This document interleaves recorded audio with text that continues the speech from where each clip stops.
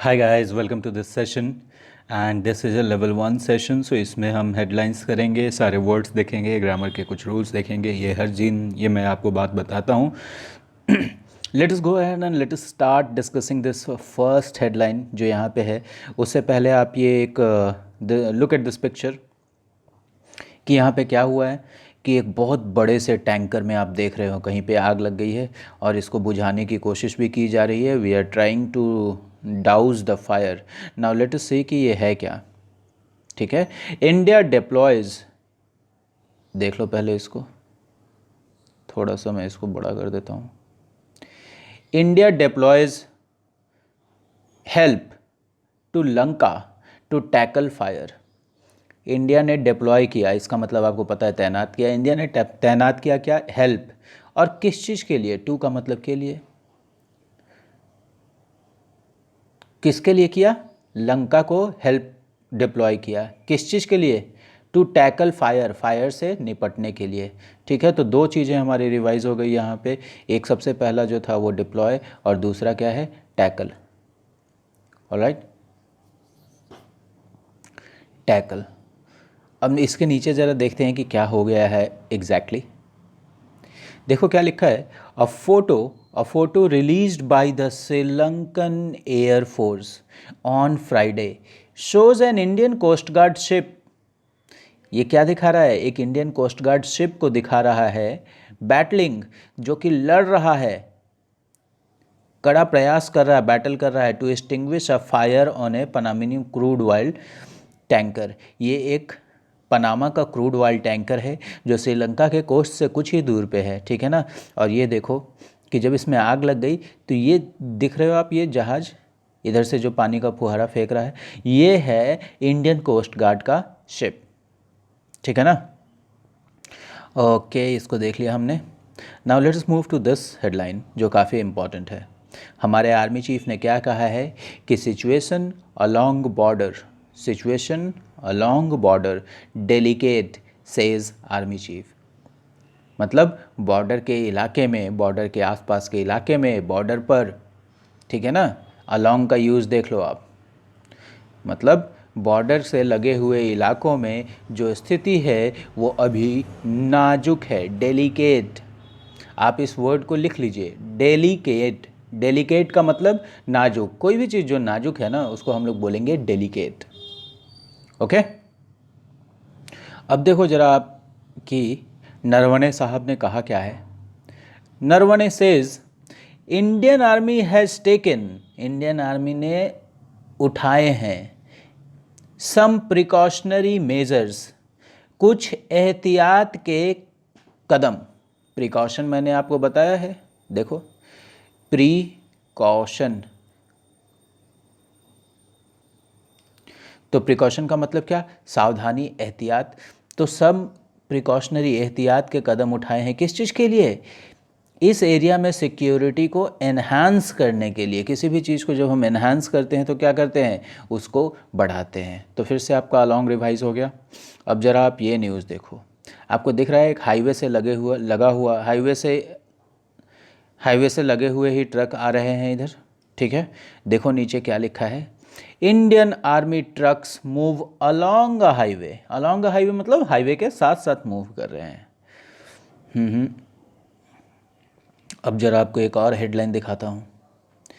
Supreme court junks opposition plea to review order on NEET। सबसे पहले तो हम ये वर्ड देख लेंगे, ये हमारा किया हुआ है, जंक का मतलब मैंने आपको बताया कचरा। और सुप्रीम कोर्ट जब किसी चीज़ को खारिज कर देती है तो हम लोग जंक लिखते हैं। और कौन कौन सा वर्ड लिखते हैं, स्क्रैप लिखते हैं, और क्या लिखते हैं, रिजेक्ट लिखते हैं ना। सुप्रीम कोर्ट ने रिजेक्ट कर दिया है, सुप्रीम कोर्ट ने स्क्रैप कर दिया है, सुप्रीम कोर्ट ने जंक कर दिया है। और एक और वर्ड हमने देखा था, डस्टबिन का बिन वाला। ठीक है ना, सुप्रीम कोर्ट बिन्स। तो देखो कितने सारे वर्ड्स हैं, किसी चीज़ को खारिज करने के लिए जंक लिख दिया, सबसे पहला वर्ड। दूसरा वर्ड बिन लिख सकता है, तीसरा वर्ड स्क्रैप लिख सकता है, चौथा वन रिजेक्ट भी लिख सकता है ना। तो आपको ये चीज़ समझ में आ गई। और ये अपोजिशन का याचिका था किस चीज़ के लिए, कि नीट पे जो ऑर्डर आया है उसको रिव्यू कीजिए। सुप्रीम कोर्ट ने बोला कि तुम जल्दी से यहाँ से भागो। देखो क्या लिखा है यहाँ पे,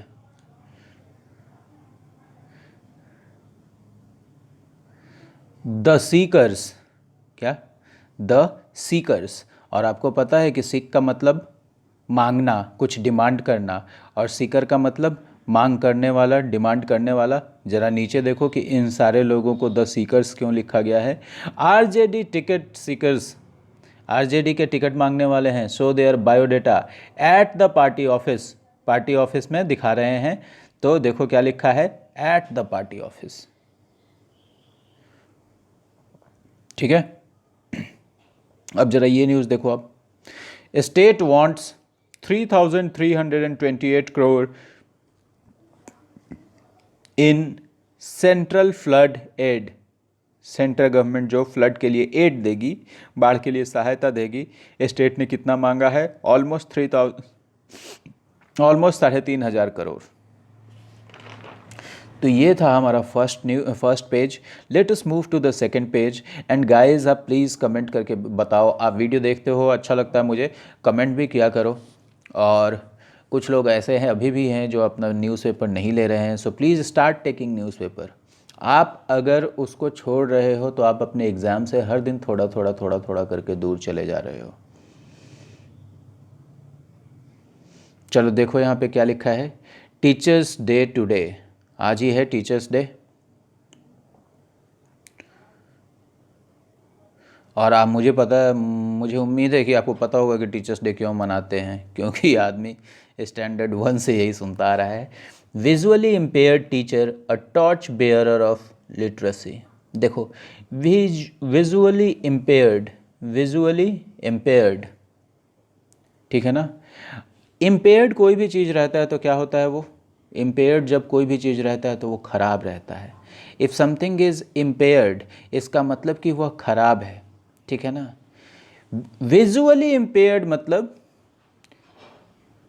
विजन समझते हैं ना, देख लो, विजन का मतलब दृष्टि, और इसी से बना है विजुअल। विजुअल मतलब जो दिख रहा है, दृश्य। विजुअली इम्पेयर्ड है ये टीचर, इसका मतलब कि ये ब्लाइंड है। ब्लाइंड को कैसे लिखा गया है, विजुअली इम्पेयर्ड।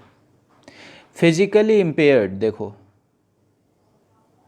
फिजिकली इम्पेयर्ड मतलब शारीरिक रूप से कुछ खराबी है, कुछ डिफॉर्मिटी है, अक्षमता है।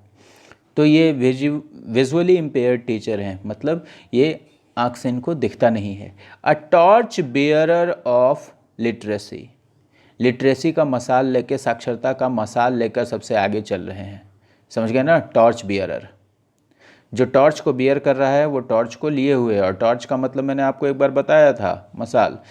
तो ये मतलब शिक्षा का लौ जला रहे हैं, शिक्षा का ज्योत फैला रहे हैं, ऐसा लिखा गया। तो टॉर्च बियरर आपको यहाँ से याद रहेगा, और विजुअली इम्पेयर्ड याद रहेगा।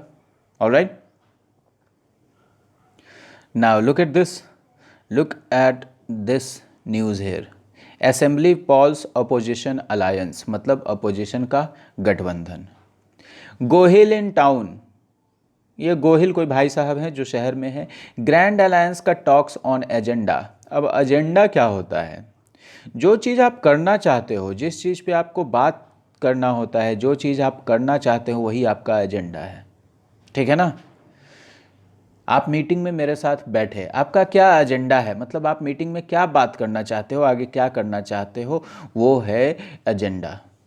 ऑलराइट, अब देखो मैं आपको एक और चीज़ दिखाता हूँ। जेल्ड एंड एलिंग, मतलब जेल में है और बीमार भी हैं, jailed and ailing. Lalu continues to rile rivals, ठीक है ना। अब देखो, आप राइल वर्ड का मतलब कैसे समझोगे, ठीक है ना। अभी आप लेवल 1 के बच्चे हो, तो अभी आपको मैं ये सब चीज़ बता रहा हूँ, इसलिए बता रहा हूँ कि आगे आपको भी ऐसे करना है कि जेल्ड एंड एलिंग तो है ही, जेल में हैं और बीमार भी हैं। लालू अभी भी अपने विरोधियों को, अभी भी अपने राइवल्स को, अभी भी अपने प्रतिद्वंदियों को क्या करते हैं, लालू कंटिन्यूज टू मतलब अभी भी कर रहे हैं, क्या कर रहे हैं, राइल। अब बताओ, लालू जी अपने विरोधियों को क्या करते थे, या तो क्रिटिसाइज़ करते थे, या तो उनको डराते थे, परेशान करते थे, उनका मजाक उड़ाते थे। तो इस तरीके की चीज़ होगी राइल। मैं देखता हूँ आप लोगों में से कौन जाकर इसका मतलब लिखता है कमेंट बॉक्स में। ठीक है, प्लीज़ जाकर लिखिए इसका मतलब कमेंट बॉक्स में। और ये तो बुरे काम का बुरा नतीजा है, इसमें कुछ इतना सोचना नहीं है। ये देखो क्या लिखा है, अपने कैपिटल के लिए, अपने स्टेट के लिए काफ़ी इंपॉर्टेंट चीज़ है, CNG। CNG समझते हो आप? देखो कॉम्प्रेस्ड, क्या? कॉम्प्रेस्ड। कॉम्प्रेस्ड का मतलब एकदम दबाया हुआ, किसी भी चीज़ को जब एकदम दबा देते हैं तो कॉम्प्रेस करते हैं, वीडियो को कॉम्प्रेस करते हैं ना। CNG, compressed natural gas. ठीक है ना। तो दिल्ली में या बड़े बड़े मेट्रो सिटीज़ में तो CNG बस सर्विस है। CNG bus service to start from this month. CNG bus service to start मतलब CNG बस सर्विस शुरू होगा कब से? इस महीने से। कहाँ? स्टेट कैपिटल में, मतलब अपने यहाँ भी CNG बस सर्विस शुरू हो सकता है। Alright. All right, now let me move to the next page and let me show you some things there. Okay आज देखो अमूल का ऐड भी निकला है, teachers day special master class with 200 gurus on the culinary world. देखो ये जो बच्ची है ये अमूल की ये अमूल का ट्रेडमार्क है, ये अमूल की ट्रेडमार्क बच्ची है। आप समझ लो यही है अमूल बटर। ठीक है ना। तो ये हर महीने ऐड में आती है और काफ़ी पुरानी हो गई, 60-70 साल से ये ऐड में आ रही है। अब देखो क्या लिखा है यहाँ पे, Amul the taste of India. ये जो टेस्ट ऑफ इंडिया लिखा है ऐसे, Amul the taste of India, taste of India, ये जो ऐसी चीज़ें लिखी जाती हैं इसको बोलते हैं पंच लाइन या tag line of the company. ठीक है ना, पंच लाइन। और ये कभी कभी एग्जाम्स में भी पूछे जाते हैं। सिंपल होम मेड रेसिपीज़, देख लो ये वर्ड देखो आप, रेसिपी, RECIPE, इसको रेसाइप नहीं पढ़ते हैं, रेसिपी पढ़ते हैं। रेसिपी का मतलब किसी भी खाना को बनाने का तरीका। ठीक है ना, उसको बोलते हैं हम रेसिपी। देखो टीचर्स डे स्पेशल में क्या लिखा है यहाँ, master class with 200 gurus of the culinary world. देख लो ये culinary, culinary का मतलब होता ही है फूड से रिलेटेड। आप जो खाना खाते हैं, आपका खाने का स्टाइल, जैसे यहाँ culinary वर्ल्ड हो गया मतलब खाने पीने का वर्ल्ड। culinary हैबिट्स, मान लो मैं लिखता हूँ culinary हैबिट्स, culinary हैबिट्स का मतलब खाने पीने की आदतें। समझ रहे हो बात को? अब देखो हिंदी में खान पान के कला को क्या कहते हैं हम लोग? पाक कला। क्या बोलते हैं? पाक कला। इसी को इंग्लिश में क्या बोलते हैं? culinary। जहाँ भी आपको culinary दिखेगा आप समझ जाइएगा फूड से रिलेटेड है, डिशेज से रिलेटेड है। Alright, now I will show you this news. SSB जवान अमंग 13 फ्रेश कोविड कैजुअलिटीज़। सबसे पहले ये देखो कैजुअलिटी, ये वर्ड मैंने आपको बताया है, मौत। तो 13 फ्रेश कोविड मौतें हुई जिसमें एक कौन शामिल है? अमंग, SSB जवान। तो SSB जवान किसके बीच है? 13 फ्रेश मौतों के बीच, मतलब उसमें एक SSB जवान है। टॉल एट 744, टॉल कहाँ पर पहुँच गया? मृतकों की संख्या कहाँ पर पहुँच गई? तो उस पर के लिए क्या लगाए? एट लगाए। और नीचे देखिए अपना बिहार बढ़ता बिहार। ये सब जो बैठे हैं मुझे तो मन करता है कि डंडा, अच्छा छोड़ो, इतना ज़्यादा बोलने की ज़रूरत नहीं है भाई। देखो इन लोगों को, कोई ना एडमिनिस्ट्रेशन ना अपना ना कुछ, यही डिफरेंस है। Vendor sit without face mask at Anta Ghat, Anta Ghat में बैठे हुए हैं देख लो। लेकिन अंटा घाट एक जगह है, हिंदी में हम बोल रहे हैं में, मतलब अंटा घाट में ये घुसे नहीं हुए हैं। ठीक है ना। तो अंटा घाट एक जगह है जहाँ पर एक वेंडर, दूसरा वेंडर, तीसरा वेंडर, ये सब बैठे हुए हैं। तो इसको ऑन भी नहीं कह सकते हैं। ठीक है, ऑन तो तब कहते हैं जब कोई एक ऐसी चीज़ है इस पर कोई ऐसे खड़ा है। ये तो पूरा ज़मीन ही है, इसीलिए क्या लगाया है? एट अंटा घाट। चलो छोड़ो, मरने दो। चलो इधर देखते हैं हम। Ahead of polls ahead of polls मतलब पॉल से पहले, इतना तो आपको पता है। CM orders disposal of all pending cases in a fortnight. सबसे पहले ये फोर्टनाइट, ये देख लो, FORT, फोर्ट का मतलब पता है आपको क्या होता है? किला। लाल किला को हम लोग क्या बोलते हैं? रेड फोर्ट, ठीक है।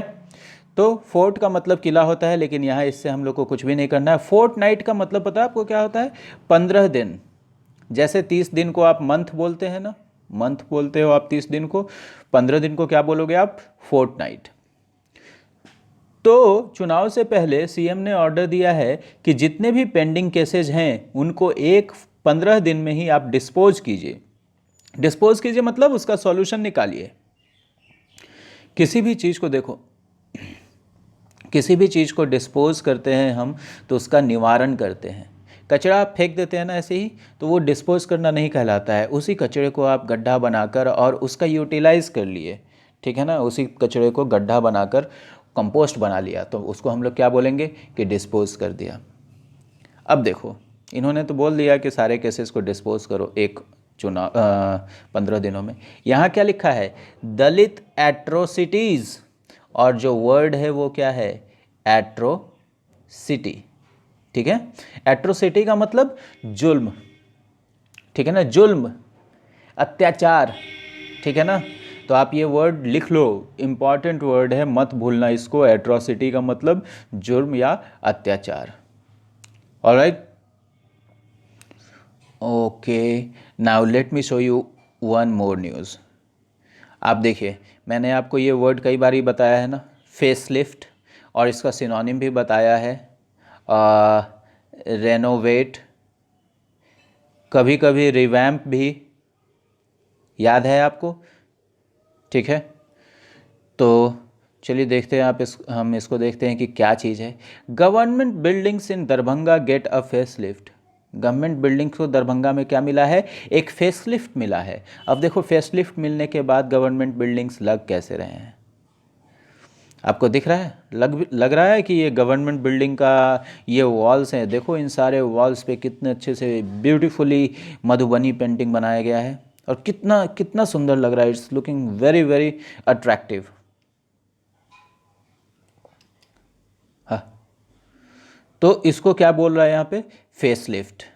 उसी तरह जब आप पार्लर में जाते हो, सैलून में जाते हो और आपको फेसलिफ्ट मिल जाता है तो आप भी ऐसे लगते हो। अब देखो फिर यहाँ पे क्या लिखा है? अ group of 40 artist in small groups have been working, काम करते आ रहे हैं। हैव बिन वर्किंग मतलब काफ़ी दिन से काम कर रहे हैं और आज भी काम कर रहे हैं। किस चीज़ के लिए?